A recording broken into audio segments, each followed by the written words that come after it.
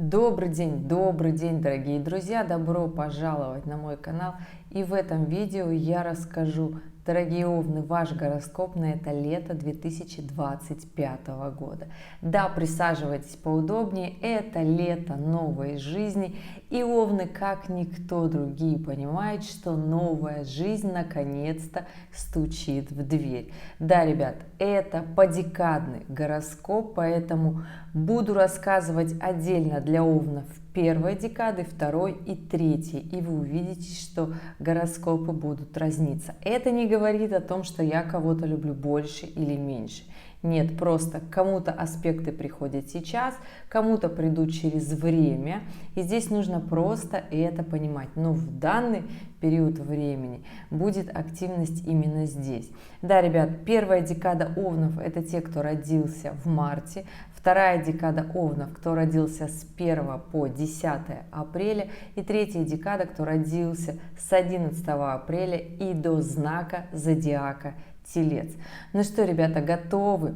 Это лето новой жизни. Будем разбирать с вами июнь, июль, август. И, конечно же, я забегу еще в сентябре, расскажу, потому что у нас там с вами коридор затмений. Вообще очень активный и мощный период, как всегда. Ну что, готовы? Поехали! Да, ребята, у нас сегодня на календаре 11 июня. Хотите мне сказать, что мы немножко опаздываем на вечеринку? На самом деле нет. У нас буквально вчера Юпитер поменял знак. Он из Близнецов совершил ингрессию в Рака. Будет на ближайший год ерзать по Раку туда-сюда, делать аспекты Овнам однозначно, и это будут квадратуры. Юпитер, когда в квадратурах, это всегда такое чувство неудовлетворенности, вот чувство, что я что-то не сделал не так, не доделал, получил то, что вот не совсем то, что я хотел, хотелось больше. Юпитер – это планета мудрости, планета знаний, планета интеллекта в том числе, планета социального статуса, хорошей жизни, успешной жизни, путешествий за границей, поездок. Это планета переездов. Поэтому смотрите, дорогие овны, вообще всех декад, потому что за этот год будет, конечно, очень сильно быстро Юпитер передвигаться, и уже буквально в конце июня к июлю он уже будет подбегать ко второй декаде Рака и делать аспект второй декаде Овнов. Понимаете, да, насколько я говорю? Потому что насколько быстро будет его движение в Близнецах, он передвигался не так быстро. В Раке он будет быстрее. И так как Юпитер у нас в Раке, естественно, все, что связано с семейным статусом, положением, расширением семьи, потому что Юпитер – это планета-расширитель, да, то есть нам всегда хочется больше, да, то есть если Сатурн заставляет нас, про Сатурн тоже, дорогие овны, расскажу, если Сатурн заставляет нас экономить, довольствоваться малым, как-то прижиматься, то Юпитер, наоборот, хочется нам всегда больше на этом аспекте. И здесь все зависит от того, гармоничный или напряженный аспект. Да? Юпитер в квадратуре, не скажу, что это планета-вредитель, максимально, что мы можем, неважно какой декады, да, овны мы можем быть недовольны, ворчать, срываться на близких, скандалить. Но по факту аспект длится не так уж и долго, 10-12 дней. Поэтому здесь, мои дорогие, летом не будет Юпитера ретроградный, поэтому он идет только вперед, и лишь осенью вернется в ретроградное движение, и зимой будут вопросики у нас к самим себе, что же мы летом-то не доделали. А летом будет очень много эмоций, вот когда вот он ускоряется, идет быстро, Юпитер, нам всегда хочется сделать много, нам хочется объять необъятно, и это хорошо. Постарайтесь сделать как можно больше. Это я сейчас всем овнам говорю, потому что очень быстро будет двигаться Юпитер здесь, чтобы не пропустить, да, то есть и всегда Юпитер приходит в таком, даже на напряженном аспекте всегда приходит такое позитивное настроение, да, то есть если Сатурн приходит планомерно, особенно очень сильно ощутили с 25 мая появление Сатурна. Вообще, в принципе, все овны, да, ощутили появление Сатурна в знаке Овна, но больше всего ощутили те овны, кто родился в первой декаде. Да, дорогие, и Сатурн, и Нептун идут по Овну. И до 1 сентября Сатурн еще будет находиться в Овне. И да, Овны первой декады, кто родился вот прям рядышком с рыбами, да, то есть вы прям будете ощущать вот это настроение Сатурна. При этом здесь, дорогие Овны первой декады, у вас сейчас прям такое мощное настроение, потому что на небе сейчас Юпитер в соединении с Меркурием. То есть нам хочется еще про это говорить, все, что нам хочется сделать, наши планы глобальные, большие, такие связанные с переездом, с изменением своего социального статуса. И вот эти две умные планеты, и Юпитер, и Меркурий, находятся в квадратурах с Сатурном в соединении с Нептуном. И когда Юпитер с Сатурном, две планеты социального статуса, находятся в квадратуре, то есть это всегда такое ощущение, то есть у вас сейчас абсолютно адекватный вопрос. Мне не хватает денег, чего я хочу, как я хочу работать, зарабатывать, как я хочу подняться, как я хочу изменить свою жизнь. То есть мне трудиться, пахать или может как-то включить интеллект, что я могу, что я умею, мои навыки. Очень сильно, очень остро ощущают этот вопрос Овны первой декады. Да? Овны второй декады у вас не настолько сейчас яро вот эта вот такая открытая история. Да? К вам это осознание придет больше к концу июня. У Овнов третьей декады. И я не скажу, ребят, что у вас сейчас вот как-то оно, знаете, идет такое очень сложное, с переживаниями. Нет, хороший, гармоничный секстиль как раз-таки Юпитера к вам, Овны третьей декады, поэтому здесь ощущение, что как-то вот фартит, вот как-то вот удача заглянула, как-то вот оно все оптимистично, хочется гулять, свиданий, тратить деньги, посетить какие-нибудь интересные места, посетите, отдохните. Хороший аспект Юпитера именно в вашу третью декаду Овна дает вам ощущение расслабиться, отдыхайте, расслабляйтесь, потому что даже Плутон в ретроградном движении уже не дотягивается и не делает к вам квадратуру, поэтому да, Овны третьей декады можно выдохнуть после последних там 3, 4, 5 лет, когда Плутон ерзал по последним градусам Козерога и делал квадратуру выживания, да, к вашим солнцам. Поэтому, дорогие Овны третьей декады, вы можете себе позволить отдохнуть, почувствовать, расслабиться, как вам хочется. Это, конечно же, ребята, при отсутствии личных транзитов, потому что я рассказываю общий гороскоп, да, еще и поделила по декадам, чтобы было больше совпадений. Но у вас могут быть еще домарные сетки, 100% они есть у каждого. Это зависит от времени и места рождения каждого отдельного Овна. И я, естественно, здесь вот это не вижу. У меня программа задана на определенное место, да, и время. Если вы хотите, чтобы я посмотрела каждого, оставляйте в комментариях к этому видео. У вас, если свой вопрос, то при этом обязательно оставляйте свой вопрос. Не надо писать как-то вот виртуально, непонятно, общее, да, свой вопрос, который интересует, но при этом свою дату, время и место рождения, чтобы я открыла именно вашу натальную транзитную карту и посмотрела, что же у вас там еще такого происходит, что у вас все вот не так, как я говорю. Я рассказываю аспекты к Солнцу, которые есть, ну, либо же к вашим асцендентам. То есть, если у вас асцендент в Овне, и вы хотите знать, какой он декады, ну, пишите свои данные, я вам расскажу, какой декады асцендент Овен у вас есть. Ну, либо по солнышку смотрим общее настроение, какое сейчас с вами движет, да. Поэтому вот, ребят, Юпитер делает очень классный, потрясающий аспект к Овнам третьей декады, Овны второй декады, пока сейчас в таком состоянии, что захочется все-таки активничать, двигаться, больше разговаривать, коммуницировать, договариваться уже чуть позже, недельку через 2. А сейчас пока на данный момент времени здесь у вас нет особых таких мощных других аспектов, которые бы вас заставили прям вот выше головы прыгать, да? Конечно же, более о духовном захочется подумать к концу июня, но там у нас очень много передвижений, я расскажу все.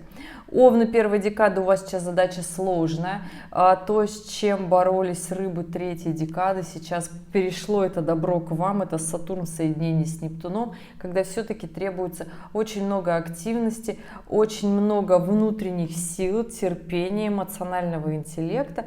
Потому что Сатурн заставляет нас входить в какие-то рамки, добиваться социального статуса, решать планомерные задачи, проблемы и вопросы, возможно, которые мы не хотим решать, да, но мы, по крайней мере, понимаем, и мы знали заранее, что эти вопросы перед нами встанут, да. Если же у вас смена работы, если же у вас изменения в отношениях, постарайтесь быть менее эмоциональны, потому что Нептун все-таки затмевает, потому что Нептун, когда в соединении, здесь, конечно же, хочется всегда, хочется вот поверить в какую-то сказку, хочется поверить в какую-то иллюзию, хочется поверить, чтобы это закончилось. Но еще раз скажу, что у нас сейчас на данный момент времени Венера становится в оппозицию с Лилит, а это всегда вопросики и страхи в любви.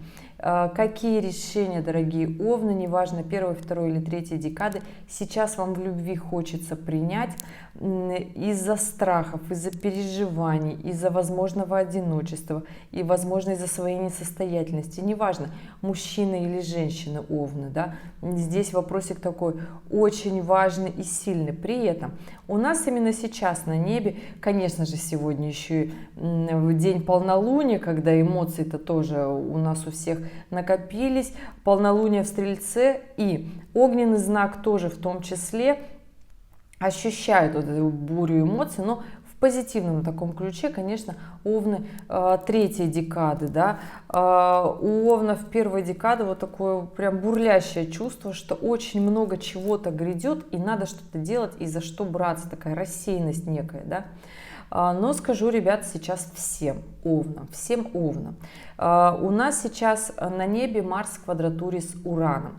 И это почти точный аспект. Буквально еще несколько дней и точнее будет некуда. Это всегда аспект, когда мы хотим все бросить. Марс в квадратуре с Ураном – это аспект разводов, это когда мы уходим с работы, вышли за кофеечком и не вернулись, да? Когда нам все надоело, когда мы устали терпеть, когда мы понимаем, что мы хотим большего, да? Марс – управитель всех овнов, неважно какой мы декады, да, ребят, поэтому здесь, конечно же, будьте аккуратны в том, что вы говорите, все, что вы делаете. И если, например, овнам третьей и второй декады здесь будет полегче даже наговорить что-то, да, то у овнов первой декады любые изменения будут очень эмоциональные, потому что Нептун торчит вот там в третьем градусе, да, на сегодняшний день. И это момент, который, конечно, здесь еще и Сатурн, когда эмоции мы стараемся держать, но Нептун все-таки вот он эти эмоции из нас выгоняет, да. Не очень хорошее время овны первой декады сейчас идти в какие-то зависимости, наркотические, алкогольные, вот напиться и забыться. Нет, не надо вот это. Вот лучше сейчас самое адекватное это хорошо себе план выстроить, потому что Сатурн всегда, когда мы следуем плану, например, вот мы понимаем, что мы на дне каких-то своих эмоций, и здесь у нас еще Сатурн, да, то есть Сатурн планета социального статуса, причем этот статус придет, когда мы будем регулярно, по чуть-чуть, каждый день по одной маленькой ступеньке подниматься выше. И здесь нужно просто понимать, что мы хотим. Мы хотим выглядеть по-новому, лучше, красивее. Да? Это касается, кстати, всех овнов, потому что за ближайшие 2,5 года Сатурн будет отстреливать каждое солнышко, да, проходить. И аспект Сатурна, причем он будет проходить, потом двигаться назад. Это просто я, ребят, говорю на 2,5 года вперед. Да? Поэтому здесь нужно понимать, что у вас есть запас времени, овны второй и третьей декады. Да? То есть это момент времени, просто когда придет Сатурн, я не пугаю. Это планета социального статуса, это хорошее время для приобретения недвижимости, но вы понимаете, что просто так ничего не бывает, да, но за планомерные регулярные действия, хоть по чуть-чуть каждый день, всегда будет результат. То есть это движение не на хайпе, это движение на результат по чуть-чуть. То есть каждый день, делая зарядку, одно и то же, что мы хотим, мы не получим через неделю тело мечты, но мы будем понимать, что мы планомерно оздоравливаемся. Плюсом, конечно, он и первой декады вас подбодрю. У нас в июле Уран меняет знак, переходит в Близнецы, это будет 7 июля. И, конечно же, здесь будет прекрасный секстиль овнам первой декады, поэтому я вам, ребята, говорю, не так вот у вас все вот печально и грустно, просто сейчас тот момент времени, когда нужно четко побыть с собой и понять, какова же на самом деле есть жизнь на данный период времени. Это не хорошо, не плохо, это не потому, что вы плохой человек, что-то не так делали. Просто результат наших выборов и действий привел нас вот в эту точку. И что мы хотим делать? Юпитер, конечно же, нам быстро говорит, как мы хотим жить, нам показывают других людей, но здесь не нужно смотреть, как у соседа, как трава зеленеет и тому подобное. Да? Поэтому, дорогие овны, всех декад подумайте, сейчас вот это вот все столкнулись в это лето, как раз таки овны первой декады. Овны второй декады столкнутся с этим уже зимой и весной 26 года. Ну и овны третьей декады столкнутся с этим уже вторая половина 26 и 27 год начала. То есть это вопрос времени, да, то есть если вы понимаете, что у вас какие-то финансовые трудности, вы хотите их закрыть ранее для того, чтобы не просесть долгами, есть запас времени прочности. Если вы хотите, чтобы вы приобрели недвижимость, то у вас есть тоже момент стабильно подойти к этому вопросу, для того, чтобы это был ваш осознанный выбор, понятный, счастливый, и вас он радовал. Если вы хотите подняться в социальном статусе, то есть получить новую должность, то есть тоже есть. Но вот у овнов первой декады, конечно, кто смотрел меня раньше, вы прекрасно знали, что этот момент сейчас наступит, и вот да, новая жизнь, дорогие овны первой декады, стучит сейчас именно к вам очень яростно. То есть здесь и Сатурн, и Нептун, и Уран будет с июля месяца, да? Пока сейчас просто вот такие эмоции. И идем дальше, конечно, у нас вот эта часть цикла, да, с полнолуния до новолуния, то есть у нас вот сейчас 11 июня полнолуние в Стрельце, и новолуние у нас будет 25 июня, и оно, естественно, будет у нас уже в Раке, и там будет совершенно другой отсчет, да. При этом, ребят, у нас сейчас на небе Венера в оппозиции с Лилит, поэтому в отношениях овны всех декад будьте аккуратны на вот эти ближайшие 2 недели. Плюс у нас еще Марс-Уран, когда захочется все резко взять и поменять. Думайте о последствиях. Чаша весов, я всегда говорю, что она должна быть в балансе, потому что легко вот так взять и сказать: ой, я устал, я ухожу, мне надоело, я все бросаю, особенно если у вас в отношениях очень много лет, очень много классных моментов, очень много всего такого совместного, душевного и теплого, и здесь вдруг у вас что-то пришло в вашу жизнь, и вы такие: так, нужно что-то как-то мне все менять. А еще Сатурн, когда приходит на Солнце, у нас ощущение, что нас не любят, что нас не понимают, что мы одиноки в этом мире. Вот это такая вот, знаете, вот иллюзорная история, просто это момент подумать, что мы на самом деле хотим и как мы хотим свою жизнь улучшить. Поэтому здесь нужно понимать, что нет только плохого, да, как и нет только хорошего, все есть в балансе, и любые напряженные моменты в своей жизни нужно компенсировать, и нужно идти вперед, понимая, что мы не просто так все здесь, для чего-то, и эти эмоции нам нужны именно как раз-таки для того, чтобы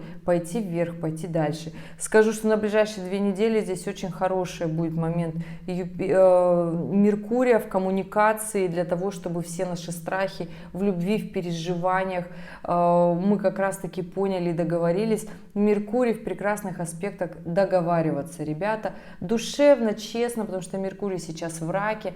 Это когда мы говорим по душам, когда мы не пытаемся приврать, становиться лучше, вот как есть, по-честному, да. На самом-то деле все всегда решается с Сатурном очень хорошо, и в любви, и в отношениях, когда мы максимально честны. Вот правда, она такая, какая есть, она может нам нравиться или не нравится, но как есть. Да, ребят, и идем дальше. У нас Венера в оппозиции с Лилит, к новому началу лунного цикла у нас эта история закончится. Естественно, да, все страхи уже не будем мы с этим разбираться. Уходит аспект у нас к началу нового лунного цикла Марса, Урана. Поэтому, да, к концу июня, ребят, уже будет полегче. У нас всегда на новолуние полегче, полнолуние всегда такой выплеск эмоций, энергии, и это нормально на самом деле, есть где сбросить и оставить балласт. 21 июня начинается традиционно астрономическое лето, то есть, как мне пишут, почему нет гороскопа? Ребят, астрономическое лето начинается 21 июня, я, собственно, поэтому вам и до 21 сентября тоже буду рассказывать, потому что не могу не забежать вперед, потому что у нас там коридор затмений, очень важная рокировка планет, движение, ретроград, и это нужно понимать, потому что очень сильно связано с нашими эмоциями, особенно если еще здесь и финансовые вопросы движения, нужно понимать, во что вкладывать, во что не вкладывать, и хотелось бы, конечно, не угореть, да. Идем дальше, ребят. 21 июня у нас летнее солнцестояние. Я не скажу, что какой-то это там напряженный день, наоборот, аспектов очень много хороших. Солнце в соединении с Юпитером, прекрасный секстиль Овнам третьей декады, у Овнов второй декады, без каких-то сложных моментов, отягощений. Вообще все просто, это если отсутствуют личные какие-то напряженные транзиты, которых я здесь не вижу, да, то есть по событиям домов. У Овнов первой декады, ребят, здесь максимально встанет как раз таки вот вопрос, что вы хотите, куда вы хотите, как двигаться, для чего, что вам для этого нужно, то есть весь такой большой мощный смысл. И здесь, смотрите, вот сейчас вот такой вот очень важный момент у нас после солнцестояния, у нас 25 июня начинается новый лунный цикл, и, ну, естественно, перед какими-то такими важными событиями у нас на небе складывается, что у нас, конечно же, Меркурий начинает вставать в оппозицию с Плутоном, и это такой, знаете, момент, когда вот мы захотим силой договориться, да, то есть если какие-то осваивать знания на этом аспекте, сложный, получится, заняться учебой, тоже такое нормальное время, потому что еще и Меркурий у нас будет в секстиле с Ураном, то есть здесь какие-нибудь гениальные знания, занятия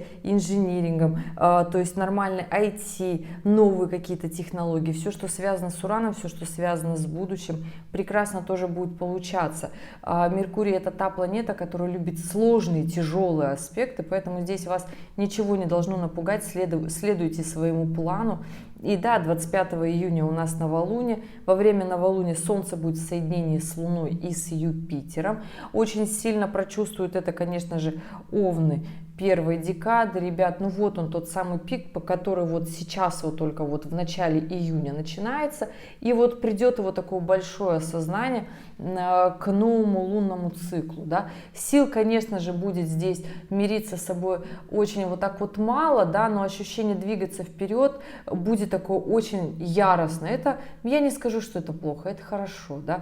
Я всегда за то, чтобы наши амбиции двигали нас вперед, всегда говорю, что лучше быть с характером, чем без характера, потому что когда ты с характером, ты знаешь, что ты хочешь, а чего ты не хочешь. А когда ты не знаешь, что ты хочешь по жизни, это такой момент, еще нужно к себе прийти, да, то есть себя еще нужно узнать, понять, почему потерялись, сбились с пути. То есть это такой момент еще пути к себе, да, когда вы уже такие амбициозные, вы уже знаете, хотя истинный Овен — это, конечно же, амбициозный Овен, который знает, что хочет, да, где-то агрессивный, но при этом страстный, при этом понимает, куда свою энергию выплескивать, куда нет.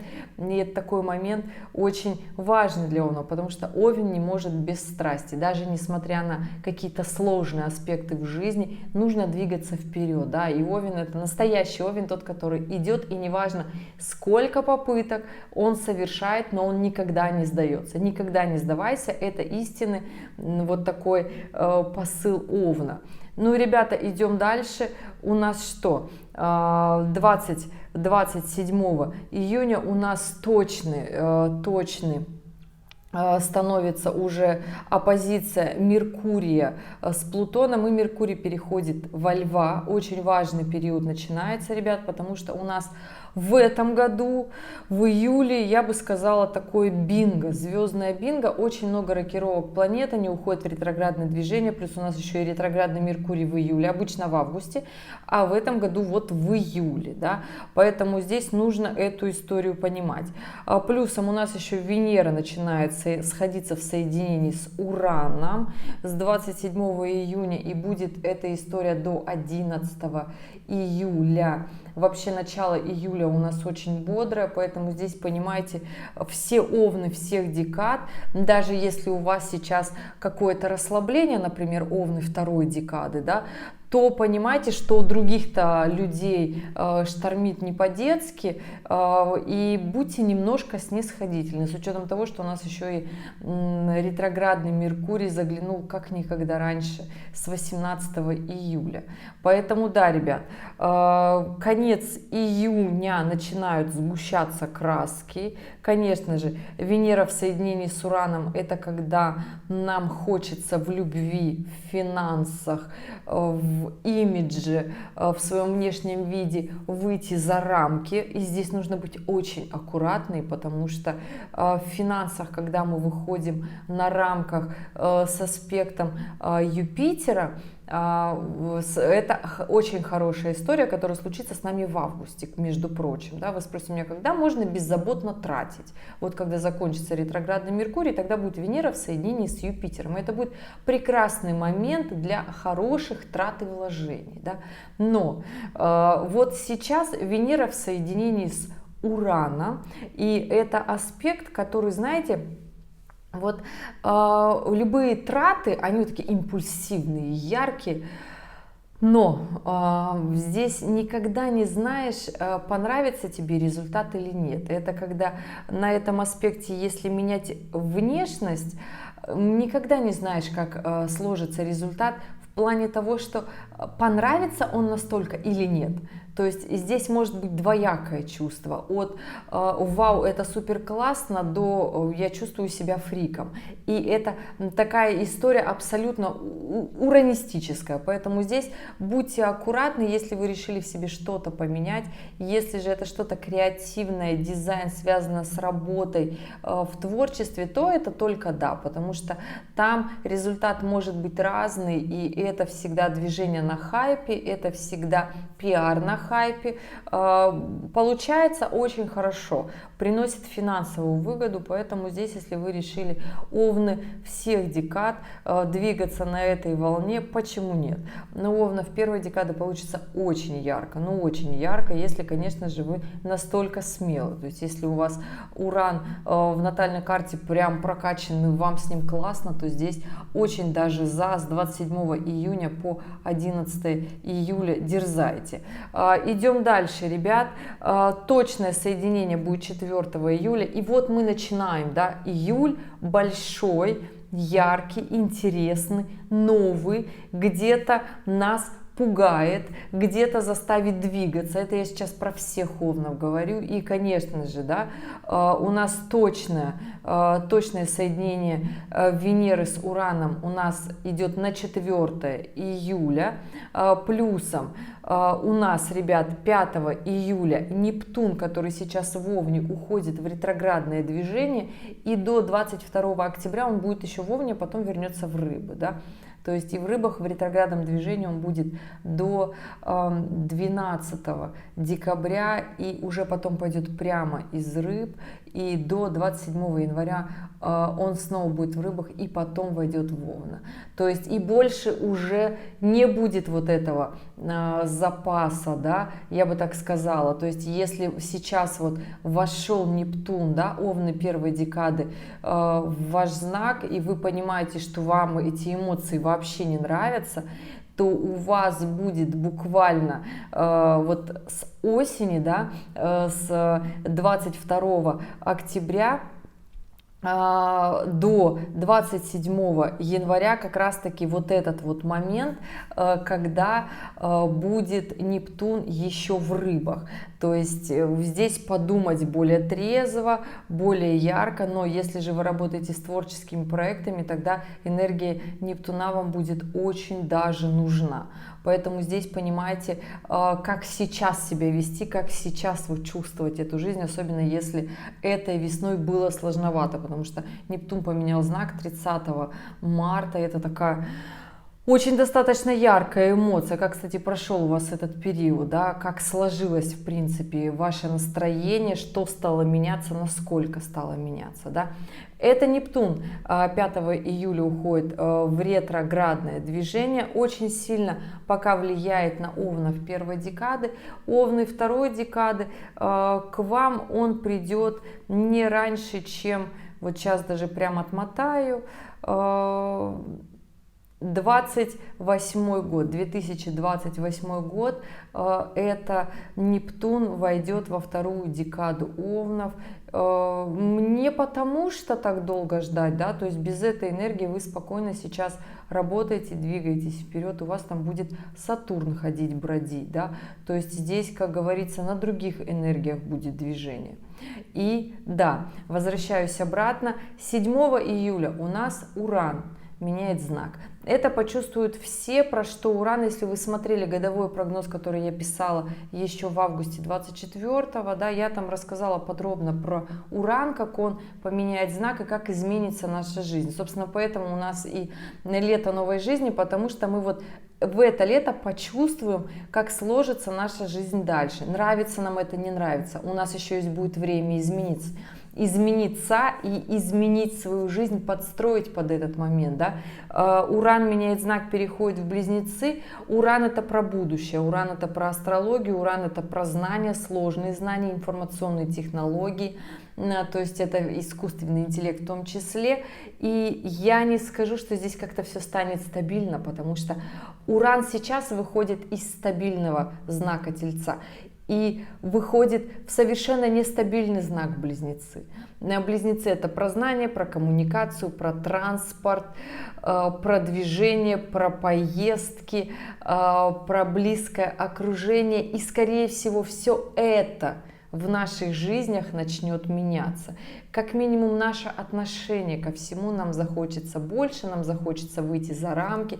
Неважно, какой мы декады Овны, понимаете, ребят. Жизнь будет вот такой. Естественно, Близнецы — это и про новости, про средства массовой информации, которые будут пестрить. И я в который раз говорю, что какие бы ни были новости, нужно сфокусироваться на своей жизни, потому что если наша жизнь в порядке, то и все остальные жизни тоже будут потихоньку налаживаться. Здесь главное не улететь, потому что Близнецы и Уран, то есть это два мегавоздуха, когда хочется все быстро, резко все изменить, и это абсолютная нестабильность, потому что Уран всегда делает, войдя в какой-то знак, совершает там такую революцию, делает нестабильно. То есть Уран перемещался сейчас по знаку Тельца, и заметьте, как изменилась за последние сколько лет наша с вами жизнь, да, и это с 2018 года, там 17-18 год, потому что тоже не за один день он поменял знак, это когда мы начали ощущать полную нестабильность нашей жизни, то есть мы стали терять наш комфорт, потому что Телец — это про комфорт, про наш уклад жизни, про работу, которая нам нравится, пусть она не приносит нам золотых гор, но мы любим ее делать, она дает нам определенный комфорт, стабильность, и нам хорошо. И заметьте, как с 2018 года начала меняться просто наша жизнь, комфортная, такая тихая, спокойная, да, то есть все, к чему мы привыкли, как нам нравилось. И сейчас вот Уран переходит в Близнецы, то есть это изменения в связи, в контактах, ну то есть все то, что я говорила, то есть это будет в таком глобальном, масштабном, мировом формате. Будет ли нам это нравиться, я думаю, Мы просто к этому не готовы, поэтому когда мне пишут, говорят, когда же вы там год назад, 2 года назад вы пишете, когда же все станет хорошо, когда же уже все вот это закончится, ребята, я думаю, через год, когда 26 апреля Уран уже наконец-то вернется в Близнецы и больше в Телец не вернется в наших с вами жизнях, потому что когда в следующий раз он вернется в знак Тельца, это уже будут наши потомки, да.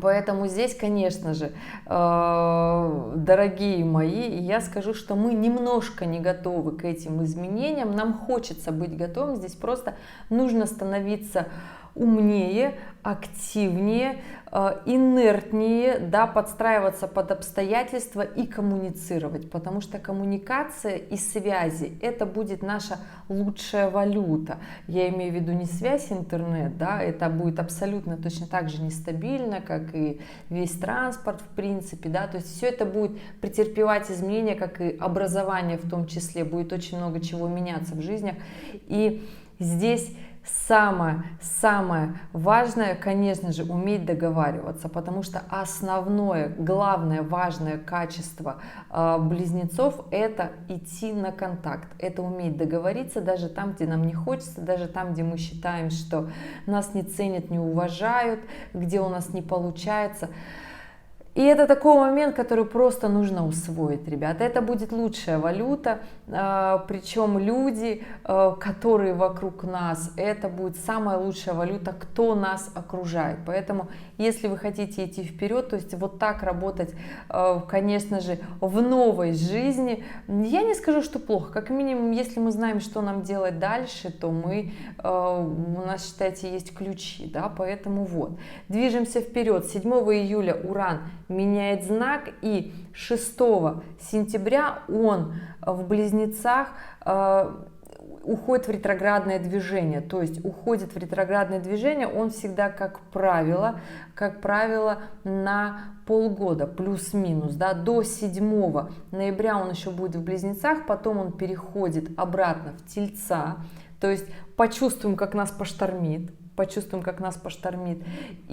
Но Овны сильно штормить не будет. Для Овнов это будут такие изменения, которые будут идти вперед, двигаться активно, мощно. Окружение, ребята, ваше может штормить, особенно если это Близнецы. Если в вашем окружении есть Близнецы, если в вашем окружении есть Девы, если в вашем окружении есть, особенно Девы первой декады, будет сложно. Если в вашем окружении есть Стрельцы первой декады, будет сложно. Ну и, конечно же, Рыбы первой декады тоже им будет сложно в вашем окружении. Понимаете, у них будет казаться, что прям вот вся жизнь резко рушится, да. Поэтому здесь просто имейте такое терпение и сочувствие, и понимание, и принятие, да, что это пройдет. Всегда аспекты, они не вечны, они двигаются вперед и назад, то есть планеты на небе, они двигаются, мы тоже двигаемся, поэтому здесь прекрасно понимаете. И уже из ретроградного движения Уран выходит всегда классический это либо конец января, в этот раз это будет 4 февраля, он выходит из ретроградного движения, и 26 апреля 2026 года он уже окончательно входит в Близнецы, и вот она, новая жизнь. Но сейчас у нас, ребята, с вами как раз-таки вот момент прочувствовать вот эту новую жизнь, какая она будет, насколько она будет для нас неожиданная, нестабильная. Это я говорю Овнам всех декад, ребят, у кого-то больше, у кого-то меньше. Овнам первой декады даже будет где-то вот это вот драйв, азарт, вот этот уранистический, водолейский, что-то по-новому, наконец-то заканчивается вот этот какой-то старый уклад, но придется все-таки Овнам первой декады вот все старые дела завершать. И хочется, не хочется, нравится, не нравится, ну придется, ребят. Овны второй декады, кстати, не затягивайте, потому что скоро Сатурн придет и будет вас тоже спрашивать, нравится, не нравится, но нужно попрощаться со всем старым прошлым, то, что отягощает, да. Ну и идем, ребят, дальше. У нас 11 июля у нас полнолуние у нас в Козероге. Я, кстати, не скажу, что у нас это полнолуние будет какое-то прям такое очень сложное. Обычно полнолуние в Козероге, оно прям такое сложное, напряженное. Здесь нет. Здесь очень много таких добрых аспектов. Единственное, у нас Меркурий. Меркурий становится в точную квадратуру с Лилит, да, на этот момент. И просто понимайте, что у нас вот на 11 июля на полнолуние у нас уже квадратура с Лилит. И то есть здесь все наши страхи в коммуникации, движениях, передвижениях, в знаниях, во владении своих компетенций, основанных на знании, будут провисать. Очень тонко этот вопрос будет, конечно же, влиять на овнов второй декады. Поэтому, ребята, здесь подойдите прям честно. Потому что, когда мы разбираемся в своих страхах максимально честно, оно неприятно. Самим себе признаваться, что вот где-то мы не дотягиваем, где-то мы специально убираем, прячем вот эти моменты, в которых мы не хотим разбираться, да, и думаем, что как-то само рассосется. Ребят, не бывает так, не рассасывается, да. Честно себе признайтесь, где мы лагаем, да, потому что вот Меркурий во Льве, конечно, мы можем быть ораторами, мы можем доказать свою правоту красиво, филигранно, да, но зачем это нужно? Лучше разобраться вот в этих прошлых моментах и спокойненько, конечно же, идти вперед, потому что здесь получится хорошо разобраться со своими страхами. Не скажу, что тяжко, но все-таки овны второй декады заденет вот этот момент вас еще и в период ретроградного Меркурия, потому что вот эта квадратура с Лилит у Меркурия будет на весь период ретроградного Меркурия до 1, ну то есть на месяц, понимаете, то есть с 11 июля уже с полнолуния до 11 августа у нас ретроградный Меркурий заканчивается, и потом у нас, конечно же, еще и Меркурий будет докатится он до начала знака Льва, будет в оппозиции с Плутоном, поэтому здесь, конечно же, еще придется такая жирная, мощная точка своих эмоций, страхов, переживаний, все, что долго в нас сидело, копилось, да, это овны и первый, и второй декады, ребята, да, дотянется, конечно, и до овнов первой декады вот этот аспект, поэтому все, что копилось и томилось, и пытались вот так вот лицо держать, и казаться, что вот все вроде нормально, все не тяжко, начнут маски спадать, начнут вот эти переживания все-таки выходить. И я все-таки за то, чтобы это выходило. Честно себе признайтесь, как оно есть на самом деле. Сбросьте этот ненужный груз такой вот идеальности. Мы все не идеальны, мы все обычные люди, у нас у всех обычная жизнь. Мы все под одним солнцем ходят, одинаково оно светит. Ну, конечно же, кто-то живет за полярным кругом, кто-то живет на экваторе, у кого-то ярче, у кого-то жарче, но кому как удобнее, в каком месте жить, да, но все-таки, ребят, давайте все-таки в новую жизнь с новыми эмоциями, настроениями, и с балластом все-таки надо прощаться, все то, что накопилось в себе, в теле, в настроениях, в ожиданиях, в переживаниях, в иллюзиях, все вот это вот лучше, конечно же, сбрасывать, да, потому что счастье это не даст, чемодан без ручки нести сложно, да и зачем это нужно, Овны третьей декады на этот момент, конечно же, прокачивайте, ребята, свой профессионализм. Прокачивайте свой профессионализм, идите вперед.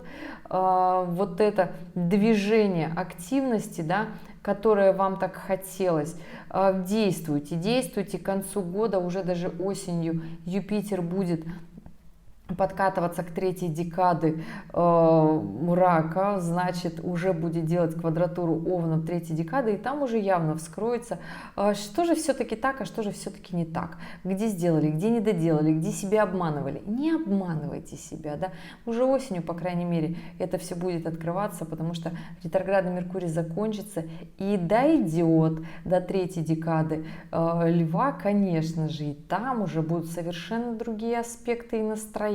Понимаете, как я всегда говорю, все тайное всегда становится явным. Не надо просто нести в себе то, что не надо. Лучше пустить это все в профессионализм. Ну что, идем дальше. У нас, конечно же, на период этого полнолуния начинает складываться такой один из ярких аспектов, потому что Венера разъезжается с Ураном, но при этом Венера начинает входить в точную квадратуру с Марсом. Это вопрос мужского и женского. Поэтому здесь, мои дорогие, в июле овны всех декад, встанет такой вопрос. Я уже говорила про страхи, да, сейчас зайду с другого угла, конечно. Здесь вопрос, что нам нравится, что нам не нравится в своей жизни, потому что овны, даже если женщины, да, очень часто берут на себя мужскую роль, потому что управитель Марс, а это планета мужская, сильная, мощная, которая заставляет действовать по-мужски, да, и вот здесь такая Венера в Близнецах, которая скажет: а я девочка, я хочу все наоборот, мне вот хочется вот так полегче, мне вот хочется вот так по-новому, свободно, да, потому что Близнецы это про свободу, да, в свободу самовыражения в том числе, поэтому здесь, конечно, дорогие овны, подумайте, всех декад. Вот как раз еще и Меркурий у нас будет в квадратуре с Лили, да.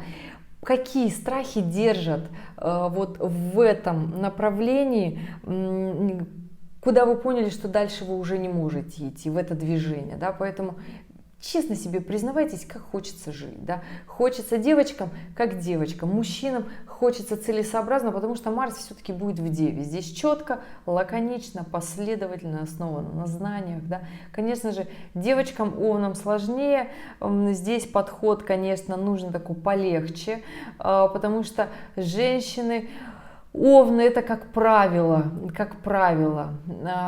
те женщины, у которых разведенные родители, папа где-то далеко и приходилось самой за себя быть ответственной в жизни, да, понимаете, что эта история когда-то должна закончиться, эта история когда-то должна быть проиграна, себя уже нужно начать любить как девочку, нужно уже здесь, конечно же, вот открываться по-другому. Сложная, конечно же, история отпустить вот этот контроль. Да, для женщин-овнов сложно отпустить вот этот контроль, который всю жизнь держали, все на пульсе, все мочь, все уметь, стремиться, двигаться, самим себя мотивировать. Такая сложная ноша по жизни. Да. Но вот здесь в июле, конечно же, придется, ребят, хоть девчат немножко вот в эту историю пойти, да, это я говорю овнам всех декад.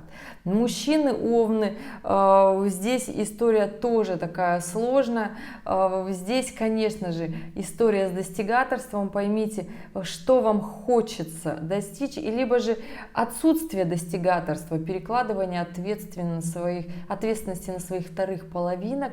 Почему вы это делаете, почему не идете в достижение, почему есть потерян такой контакт с отцом, да, конечно, овновская задача по жизни это такая, с одной стороны, сложная, она овновская, да, скажи любому другому знаку зодиака, они скажут: да что там у тебя там все так понятно в жизни, почему у тебя там проблемы с отцом, да, почему у тебя такое непонимание, непринятие, движение без этого, потому что у них свои задачи, им вот эта история непонятна, у них вот в этой фазе, вот в этой сфере все хорошо понятно, и ему не нужно здесь, у каждого свои задачи, поэтому быть овном это определенная сложность, да, неважно, мужчина ты или женщина, ты всегда должен сам себя мотивировать, да, и двигаться вперед, поэтому здесь, конечно же, после того, как кармические узлы прошлись по овну последние 1,5 года, да, здесь, конечно же, все понимают, что что-то было сделано, что-то было упущено, да, но вопросики до сих пор еще доходят. Вот если вы думали, что не так, вот в этом не разобрались, ребята, в достигаторстве, почему его много, где нужно отпустить и нужно начать вот это вот жить немножечко в кайф, хоть чуточку попробовать в легкую. Конечно, Овен это не про совсем легкость, да, но планомерность, да, стабильность, да, но не так, чтобы весь год работать и потом 3 дня отлеживаться, чтобы хоть как-то встать и идти дальше, да, потому что Овен это работун. Ну что, идем дальше, ребят. У нас мужское и женское, Венера в квадратуре с Марсом. Об этом очень стоит сильно подумать, потому что еще у нас Марс становится в соединении с южным кармическим узлом, и Венера делает такой большой Тау-квадрат с кармическими узлами. То есть это вопросики по карме, которые не дорешали. Только что, собственно, все это сказала. Идем дальше. Что у нас, ребята, дальше? 13 июля. 13 июля у нас Нептун уходит в ретроградное движение. И я уже говорила, что он у нас вернется, то есть он в ретроградном движении, но в Овне будет у нас еще до конца октября. Потом он у нас будет, в принципе, в Рыбы уйдет в начале декабря. Ну и, конечно же, у нас в конце января он обратно войдет в Овна. И все, ребят, понимаете, здесь уже вот эти эмоции. И сколько лет Нептун будет двигаться по Овну? Конечно же, по первой декаде Овна будет движение Нептуна до 28 года. 28-29 год, вторая декада Овна. И с 33 года по, там очень сильный 36-й, конечно, год у нас у всех, ребята, хочу вам так сказать. И до 37 года это третья декада Овна. То есть, если вы планируете свою жизнь на так долго, я вот люблю планировать, и это очень даже неплохо, да. Поэтому, ребят, планируйте. Скажу, что эмоциональный интеллект. Нептун требует от нас всех эмоционального интеллекта. Все наши эмоции, переживания, любим мы их или не любим, это всегда движение вперед. Насколько мы можем выдерживать трудности, которые у нас в жизни. Любовные переживания, если в любви, это могут быть измены, это могут быть иллюзии, это могут быть зависимости различные. Насколько мы убегаем от себя с помощью вот этого всего, да, то есть различных иллюзий, зависимости, измен. Но самая классная проработка Нептуна — это, конечно же, творческие проекты, развивать свой творческий канал, разговоры по душам. Разговоры по душам, по любви, когда вы прекрасно понимаете, что хочется в жизни, вот не просто так серенько, а хочется вот так с душой. Нептун — это еще планета появления детей в жизни, да, это иммиграция, в том числе переезд такой большой, мощный, глобальный. Здесь понимаете, во что вы хотите вложиться, либо просто в переживания, в истерике, в слезы, непонимание. Я всегда за то, чтобы это было нечто интересное, чем зацикливание на каких-то наших эмоциях. Нужно выбираться из этого такого маленького клубочка. Ну что, ребята, идем дальше. 18 июля у нас ретроградный Меркурий. Ретроградный Меркурий, ребят, у нас во Льве. Ретромерк во Льве в квадратуре с Лилит. И да, в секстиле с Венерой в любви получится хорошо разбираться. В принципе, если мы будем активно идти вперед и не ругаться, не выпячивать свое я, свое эго, а разбираться со своей гордыней, будет очень хорошо. Какая памятка на период ретроградного Меркурия? Проверять документы, проверять за собой 10 раз, что мы сказали, потому что Меркурий во Льве — это всегда оратор. То есть мы можем наговорить, вспылить и говорить: а чего это вы вообще ко мне все прицепились, чего вам от меня все надо? Я вообще все так говорю. Пройдет время и придет осознание, что что-то мы сказали, не нужна людям эта правда настолько, да, поэтому здесь понимайте. До 11 июля у нас будет, до 11 августа у нас будет период ретроградного Меркурия во Льве. И, конечно же, да, период, я не скажу какой-то очень сильный, жесткий, сложный, у нас не будет других каких-то мощных, сложных переживаний в этот период, ну, только лишь у нас под конец ретроградного Меркурия, да, у нас с начала августа он начнет сходиться, с 1 августа ретроградный Меркурий будет сходиться в оппозицию с ретроградным Плутоном. То есть можем начать жестить. Не надо жестить, надо быть просто аккуратным при всем. Здесь очень хорошие аспекты будут складываться как раз-таки на договорные отношения в работе. Если вы хотите поднять много денег, договориться в бизнесе, очень хороший аспект как раз-таки даже ретроградный Меркурий с ретроградным Плутоном. Очень хороший аспект. Плюс еще здесь такой классный трин с Сатурном и с Нептуном. То есть если в работе у вас такие большое повышение статуса, особенно если Нептун у вас еще управитель 10-го дома, 6-го или 2-го, то есть если вы хотите договориться насчет финансов, очень хорошо получится. Поэтому, ребят, здесь, конечно же, но не впадайте в иллюзии. Нептун все еще не дремлет, и обязательно отслеживайте эти же ситуации, которые были в прошлом, чтобы не допустить ошибки. Желательно все фиксируйте для того, чтобы не попасть в просак. И да, ребят, у нас еще не досказала, 22 июля на небе складывается очень классная конфигурация, которая сохранится у нас у всех еще и осенью 2025 года. Это такой большой, знаете, классный на небе момент. Это высшие планеты находятся в секстиле, да, то есть это Плутон в секстиле с Сатурном, с Нептуном, аспект очень больших денег, которые зарабатываются планомерно. Составьте план, еще раз говорю, план, график, прям напишите, распишитесь. И Овны, да, вам для того, чтобы подняться, совершать действия, которые будут планомерны, это, конечно же, планирование и спорт. То есть, если вы понимаете, что у вас эмоций не хватает, сил не хватает, вам нужно ускориться. Это всегда спорт. Здесь, конечно же, бег самое хорошее, нормальное. Здесь, конечно же, физические нагрузки, растяжки, что-то такое планомерное. Не обязательно выпрыгивать из своих штанин. Главное, чтобы это было планомерно, ребят. Ну и, конечно же, здесь еще все это добро в секстиле с Ураном и Плутон в большом трине с Ураном. То есть это новые проекты, IT-технологии, движение вперед, работа через интернет, творческие, креативные проекты. Говорю сейчас всем Овнам, поэтому, дорогие мои, не нужно пренебрегать новым, но понимайте, что все должно быть честно. Там у нас в аспектах стоит Сатурн, и он всегда за максимальную честность. Ретромерк здесь только в помощь, особенно Овнам первой декады. Овны третьей декады ни в коем случае не надо здесь лгать, потому что можно попасть в просак. Не пытайтесь лгать, вас уличат, и история вскроется, и будет неприятно, испортится репутация. Идем дальше, да. Еще расскажу про июль, да. 24 июля у нас новолуние.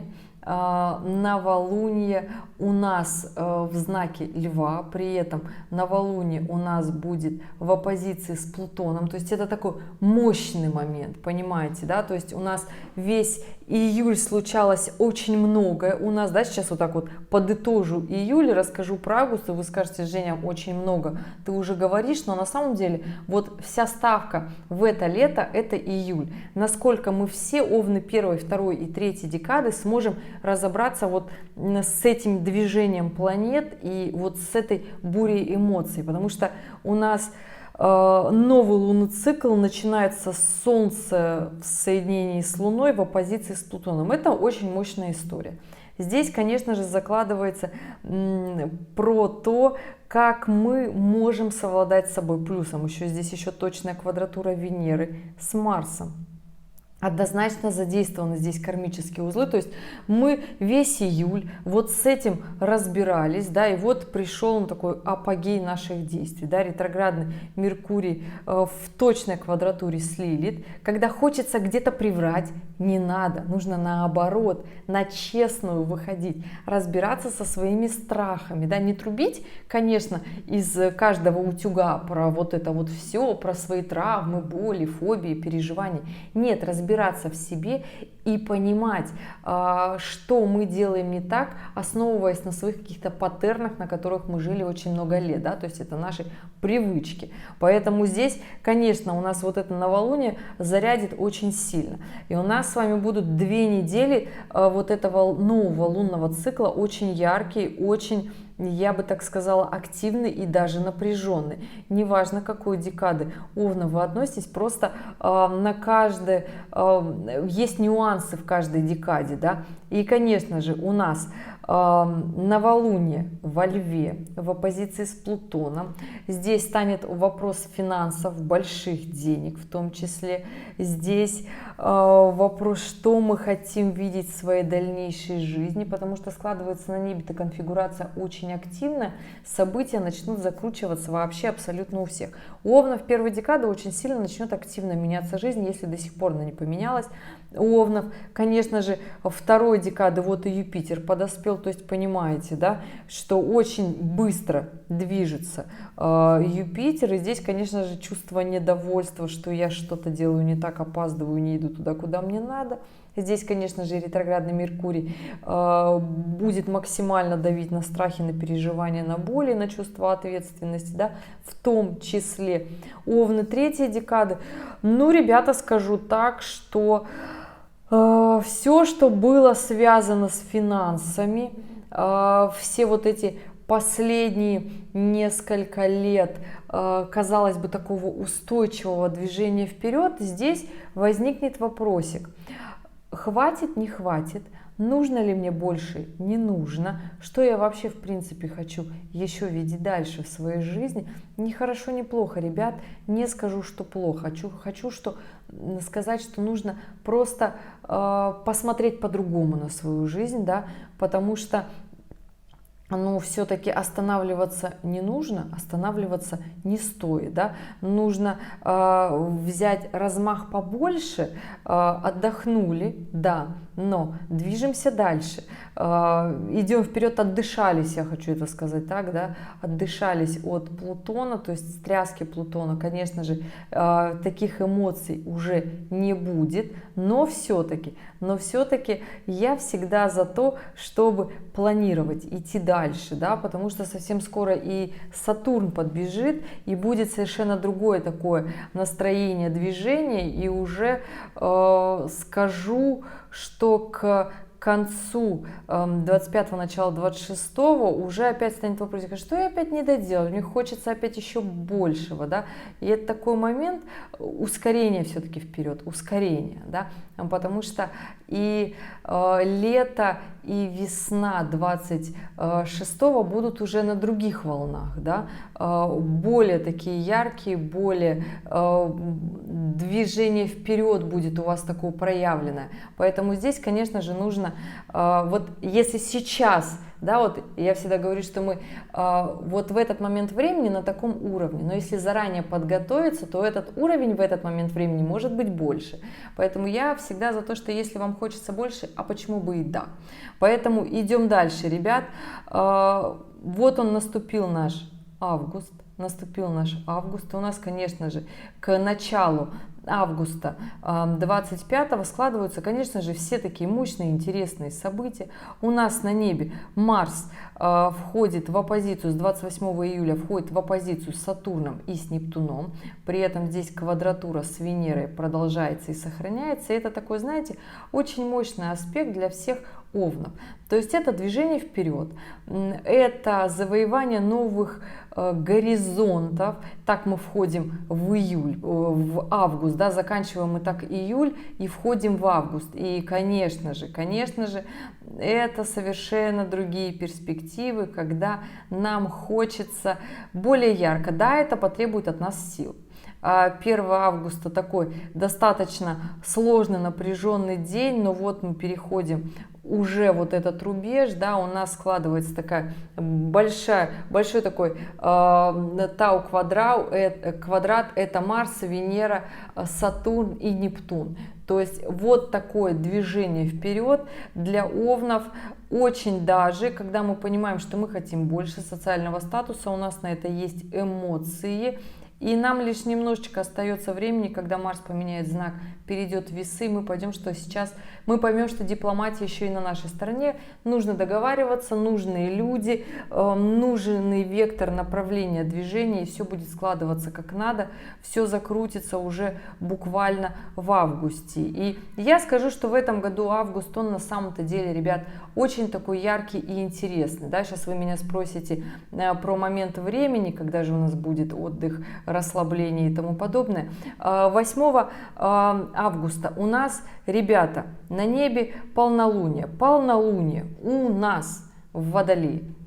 У нас полнолуние в Водолее такое яркое, нам захочется свободы, нам захочется легкости, ни за что не отвечать, нам захочется уйти от своих страхов, переживаний, да. Такой момент, мне скажу, что очень сложно, но овнам захочется просто новых высот, не сколько легкости, да, как вот каким-то знаком.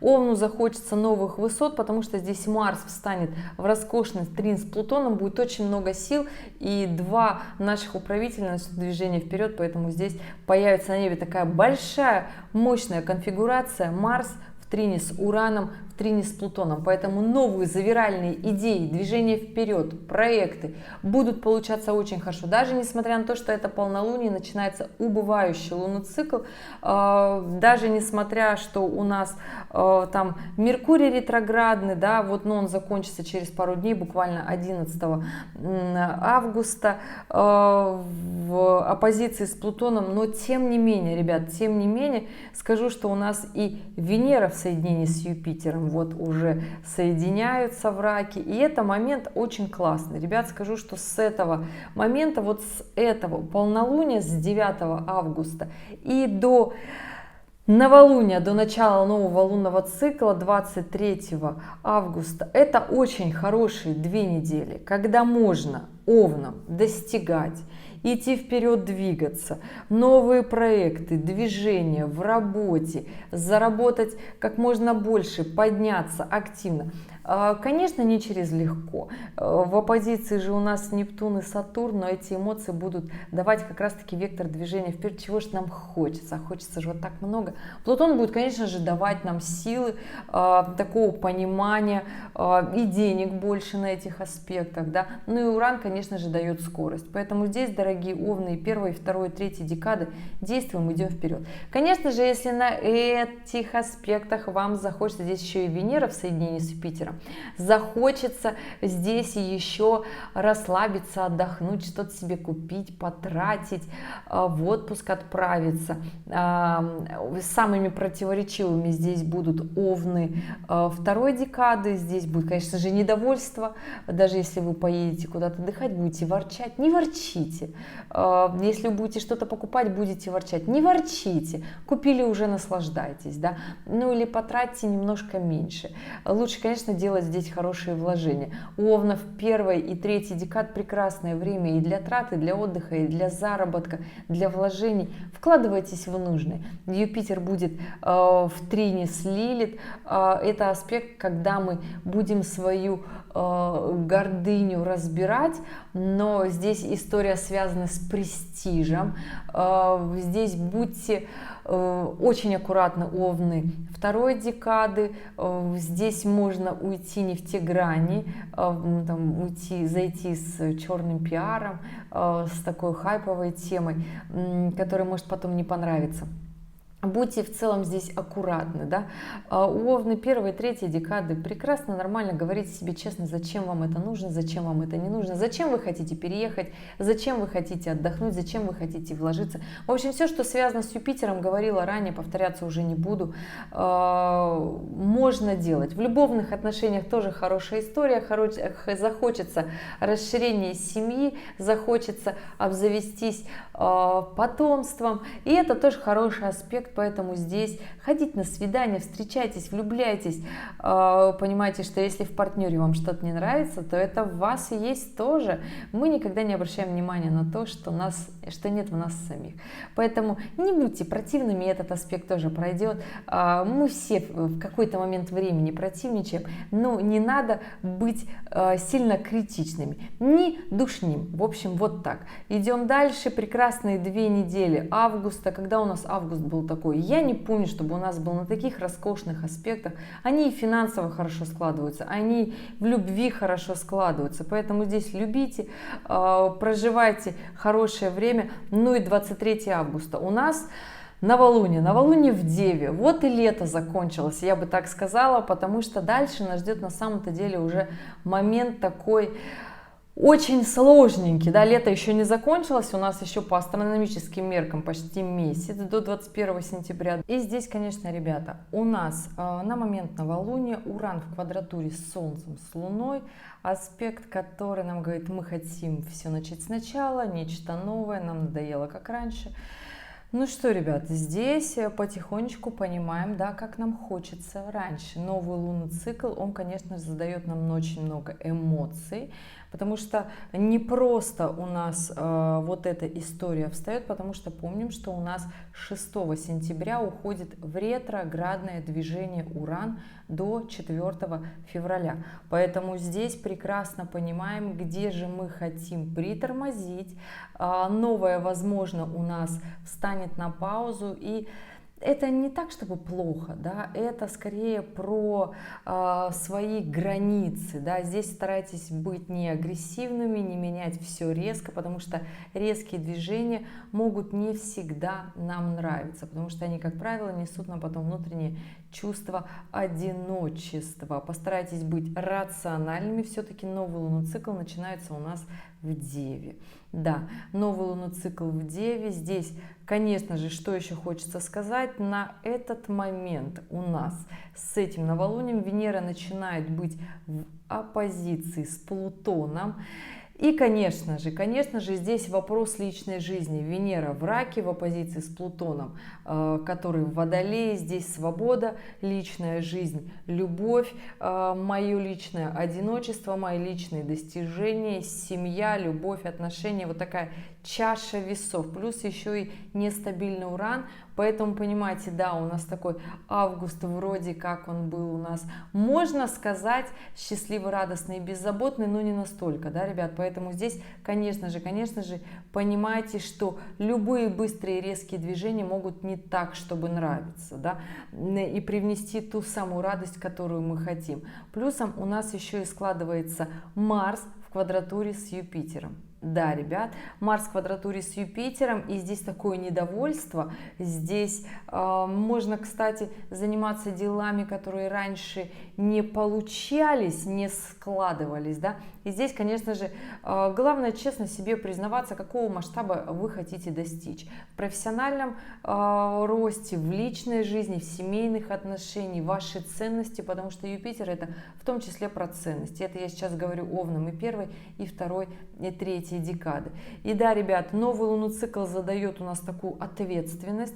Ну и, конечно же, с 1 сентября уже забегаю, конечно же, вперед. С 1 сентября у нас уже Сатурн выходит из Овна в Рыб обратно. И здесь, понимаете, все Овны первой декады. Вот кому было с Сатурном тяжело, да? Потому что летом можно было планировать себя, как-то заставлять что-то делать, а сейчас придет вот оно такое вот лень, останутся эмоции, потому что Нептун-то еще в первой декаде Овна, и здесь такое настроение влюбляться, встречаться, хорошее для этого на самом деле, потому что Нептун будет в трине с Венерой, хорошее время для любовных отношений, но сказка, ложь, да в ней намек. 6 числа сентября у нас ретроградный Уран, и 7 сентября у нас начинается коридор затмений. Про что коридор затмений? Конечно же, хочется сказать, что это такой вот интересный, беззаботный коридор затмений. Да? Вообще скажу, что сентябрь у нас такой начинается достаточно активно. Здесь и Юпитер с Марсом в квадратуре, и Юпитер в таком классном трине. Ну, вообще весь август он у нас слили, да?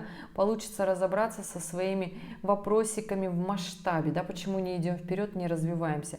Но если говорить про коридор затмений, у нас полнолуние будет в Рыбах. Начинается коридор затмений у нас полнолуние, это будет убывающий лунный цикл. И здесь забегаю вперед, скажу, что это будет на самом-то деле продуктивный коридор затмений, который закончится 21 сентября. Я не скажу, что Он будет очень сложный, очень мощный и важный будет, обязательно закончится коридор затмений для Овнов первой декады. Ребята, здесь осознание, отношения, работа, карьера, статус, чаша весов, любовь, вот все важные сферы жизни, которые есть, и все-таки придется выбрать себя, выбрать свои отношения, захочется, по крайней мере, это сделать, и делайте, не оставайтесь в одиночестве, захочется быть рационально любимыми, да, захочется быть и в отношениях, и иметь свою жизнь социальную, свою профессиональную жизнь. Однозначно, да. Мы здесь, и я все-таки за то, чтобы наша жизнь была такой интересной и разносторонней, по крайней мере, в ту новую жизнь, в которую мы все идем, от нас требует как раз-таки именно, чтобы у нас была и любовная сфера отношений, наше счастье, и реализация всех наших талантов, это профессиональная сфера, да, чтобы мы были реализованы и в родительстве в том числе, да, чтобы у нас была активно развита сфера друзей, потому что Уран это про дружбу, да, и здесь прекрасно будет освоение новых связей, контактов, дружбы в том числе, поэтому я скажу, что у нас коридор затмений не будет таким жестким, эмоциональным, как в прошлой осени. Нет, не будет. Он будет гораздо интереснее, ярче. Но любовная сфера под вопросами, потому что коридор затмений закончится на точной квадратуре Венеры с Ураном. Когда нам захочется выйти просто за рамки, когда нам захочется сказать: я устал, я ухожу, мне хочется, как я хочу, так сделайте в своих отношениях, как вам хочется. Поговорите, поговорите по душам, по любви, о том, что хочется, всегда хотелось. Но нужно будет себе признаться в своих страхах, понять, что у вашего партнера точно такие же страхи, потому что мы все люди, мы все одинаковые, похожи. Поэтому здесь, ребята, я не скажу, что как-то плохо у нас вот этот кусочек новой жизни получится. Нет, он будет очень знаковый и очень показательный. Многие поднимутся чуточку на мгновение на новый уровень, и это хорошо. Но здесь главное понимать, что если с первого раза не получится как-то менять свою жизнь, что мы все совершаем ошибки, и это нормально. Здесь главное понимать, что все-таки нам хочется этих изменений, движений вперед, новой жизни, себя как-то улучшить, свою работу, чтобы она была не только ради пахоты, не только ради денег, а еще и для удовольствия. И в любви точно так же. Поэтому, дорогие Овны, 1, 2 и 3 декады, конечно же, максимальный шторм Овнов первой декады, очень много аспектов. У Овнов второй декады здесь больше такой философский подтекст, здесь еще есть множество энергий для размышлений, то есть не так сильно вас будут толкать в какие-то события. Овны третьей декады тоже у вас не все так сложно, но тем не менее захочется как-то ускориться, уже планомерно пойти вперед, и это нормальная такая история. Готовьте сани летом, и это очень хорошая фраза. Ребят, большое спасибо, что были здесь, что досмотрели это видео до конца. Постаралась максимально доступно разложить множество аспектов и событий, которые будут случаться. Помните, что события в мире будут происходить, их будет очень много. Главное, фокус на своей жизни, и тогда все будет получаться хорошо. Если у вас остались вопросы, оставляйте в комментариях под этим видео, и я постараюсь ответить, но при этом указывайте свою дату, время, место рождения и ваш вопрос, потому что общий гороскоп, ребят, я уже рассказала. Ну что, желаю вам потрясающего лета, кусочка новой жизни, и пусть все сложится очень даже хорошо. Собственно, для этого я такое видео и выпустила. Ребята, увидимся с вами. Пока-пока.